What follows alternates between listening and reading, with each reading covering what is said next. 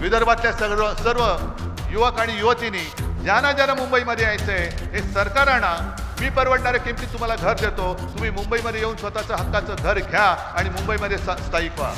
विदर्भातल्या जनतेला उद्धव ठाकरे मुंबईत येण्याचं गाजर दाखवताय.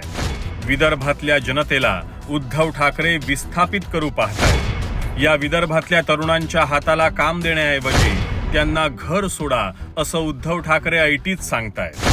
विदर्भातल्या सर्व युवक आणि युवतींनी ज्यांना मुंबईमध्ये यायचंय हे सरकार आणा, मी परवडणाऱ्या किमतीत तुम्हाला घर देतो, तुम्ही मुंबईमध्ये येऊन स्वतःचं हक्काचं घर घ्या आणि मुंबईमध्ये स्थायिक व्हा. उद्धव ठाकरे विदर्भातला नक्षलवाद देवेंद्र फडणवीसांनी संपवल्यात जमा आहे. काँग्रेस सरकारनं या तरुणांच्या हातात बंदुका दिल्या होत्या. त्या तरुणांच्या हाताला देवेंद्र फडणवीसांनी काम दिलंय.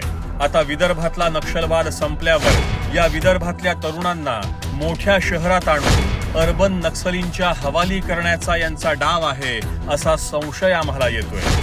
तोडा फोडा आणि राज्य करा हे धोरण विदर्भात राबवता येत नाही म्हटल्यावर हे मुंबईसारख्या शहराला डिस्टर्ब करू पाहतायत. सत्तेसाठी, स्वार्थासाठी आपल्या मातीची नाळ तोडायला सांगणारी ही आघाडी विदर्भाला नकोय.